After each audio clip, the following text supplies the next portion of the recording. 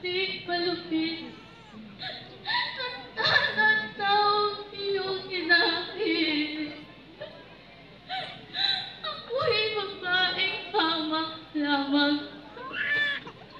At mahina ang katuwan. Kung magkayaan lamang. Mapalit ng kalagayan. Ako na ang siyang mamamatay. Mag-is ka babae.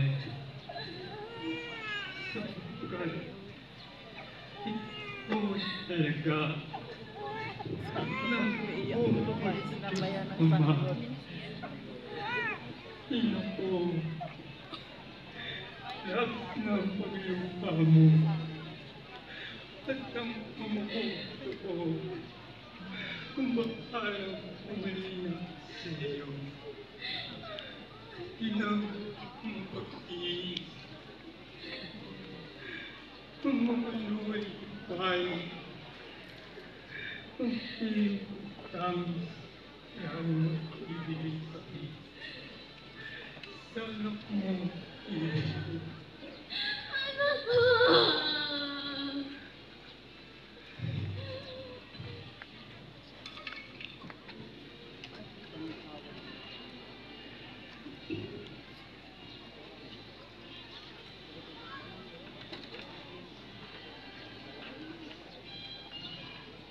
Ang pagtulong ni Simon na taga Cirene kay Jesus.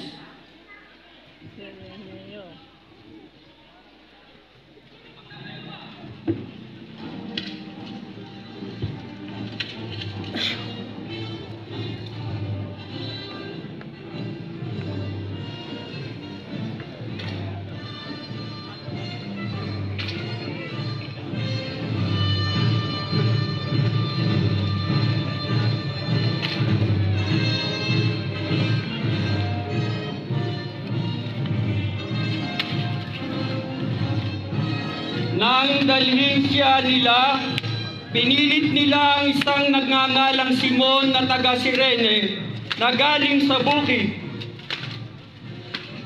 at pinapasan ang krus. Kapitan, di niya tababata ang bigat ng krus na dinadala. Bakit di mamatay na at di makasapig doon sa bundok ng Golgotha?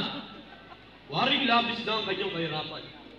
Kahit ang mabuti't mainam, ihanap natin siya ng mga katuwang. Kapitan, ayun! Hoy!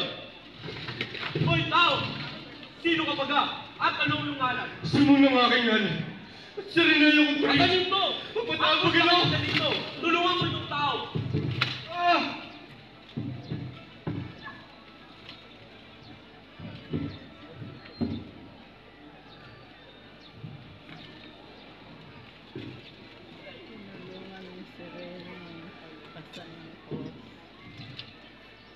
Wala na tao. Hayaan mo makatulong ako. Sa krus na pinakasal mo. Gitna, ano ba yun? Hayaan mo makihati ako. Sa hirap na dinadala mo. Tigay mo ng maraan. At tigay haalin ka. At kung sandali magpahinga. At ang inyong pang matagal na. Sabigat sa dala-dala. Hayaan mo makapunuan. Ay pinagpalas mo ng kalooban. Nilakas na hindi ano lamang. At siyang may kakayahan. Tumuha sa mabigat kong pasal. Pastor, ang iyong pagdamay ay hindi ko makakalap. At aalalahanin ko sila sa paraisong aking bayan. Simon, iyang pagkabot ko. Nasa siyang likas niyo. Nasa tubahan ako. Sa mas pangalan ng pagmundo. Hayaan na hanin ang ginawa niya. Kailangan kapalaran. Itong aking nakastan. Banal na tao. Aalalahanin lamang. Itong hamak na nilalang. Maluwalhati rin ako mabubuhay! Ihatid ko ng maaga! Doon! Sa mundong At pinasan nga ni Simon ang krus bilang pagtalima sa utos ng mga Romano.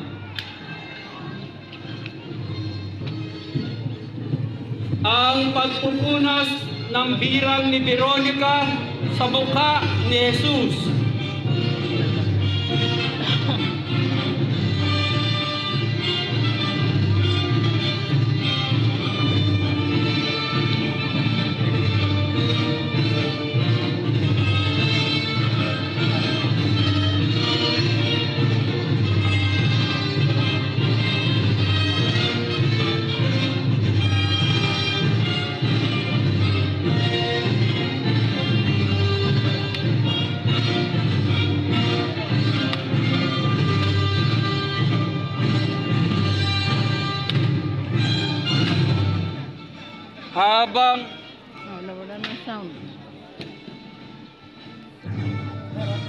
Habang nagpapasa ng krus si Jesus, isang babae ang naabot sa kanya. Kinuha niya ang kanyang belo upang ipunas sa mukha ni Jesus na puno ng dugo, pawis at alikabok.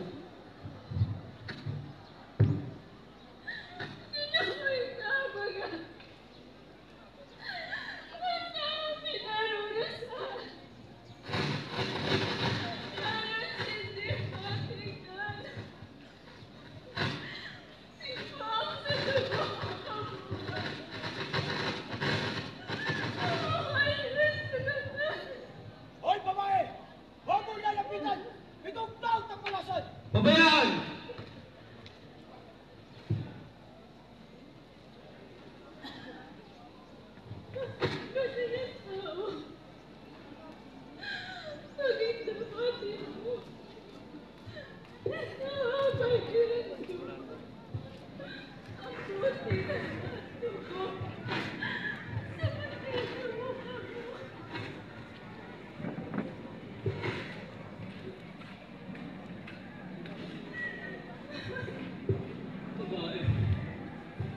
Paglalagdag ko sa birang mo.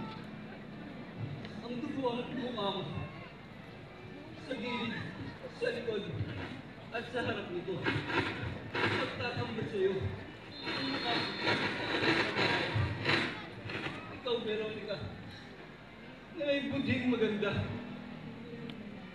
Noong munting bata ka man. Ay likas naman. Siguro pag mainit na. Ay likas na. Ayan na, nakaupo. Sa Bibidyo. taong na. Malapit ng pwesto niya. Sumunod ang susuli! At sa kanya ay magbabit! Sulong babae pulising! Ikabot! At tayo na na kanya! Sulong kapulasan! Bawal po, dumaan. Nakilala. Sound. Nakilala ang babae bilang Veronica mula sa salitang Latin, vera icon, nang ibig sabihin, tunay na larawan. Ang patangis sa mga kababaihan ng Jerusalem.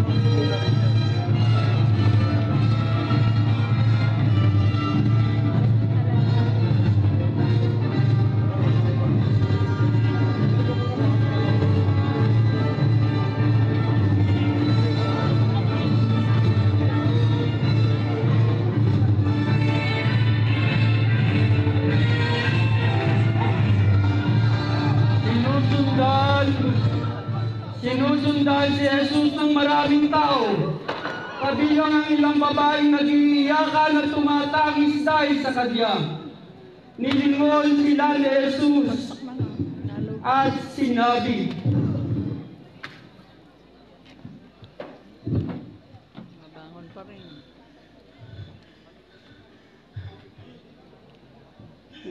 Bakit mag-iiyakan na sila? Papa, tumiyak na.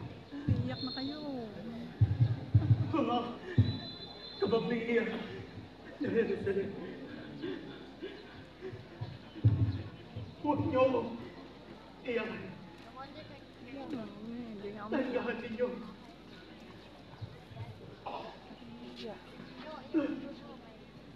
Ang mga babae, hindi nagmasusunod. Ay, diligan. Kahit ang tunay kaluman! At kung magkakasabihin sa oras, sulo magkagayuma nang makarating na maaga! Mahaba pa Gusto tayo. mo bang nagulguta?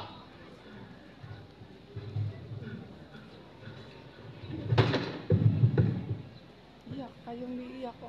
Hindi nag-iiyakan. Mga bata, bago lang siguro. Kasama! Yan ang plus sa barisero! Bigan!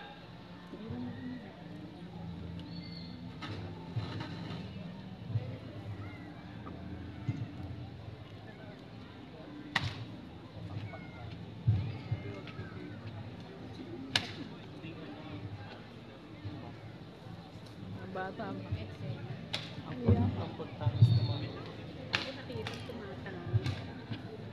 Hindi nag-iiyakan eh. si Jesus Sounds. Sounds mo.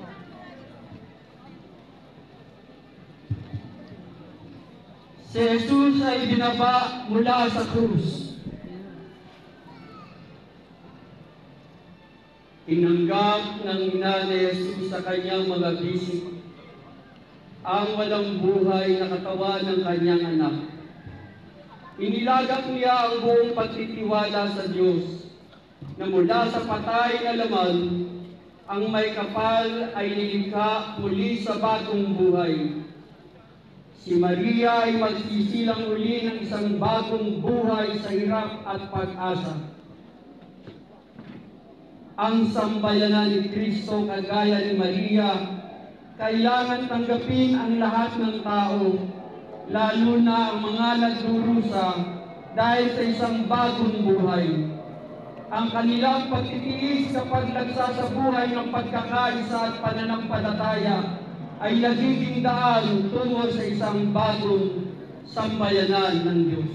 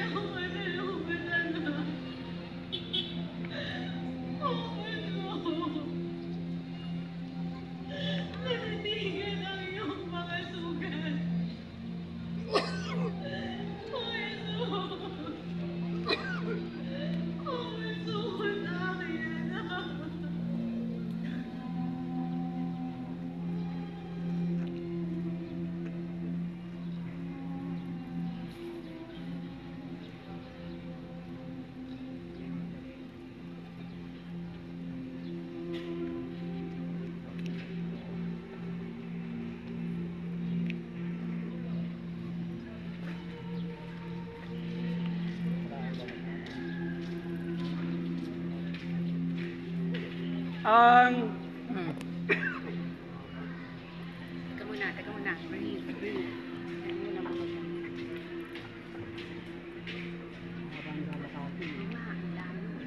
ang pag-ibig kay Kristo.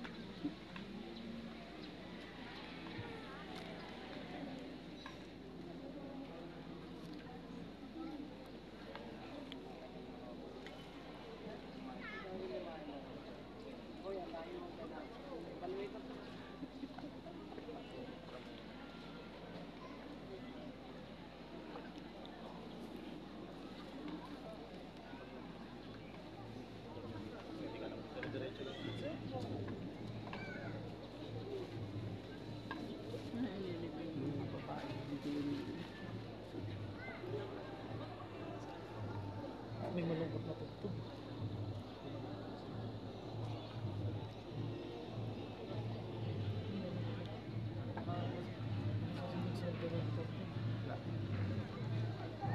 Nang magtatakip silim na,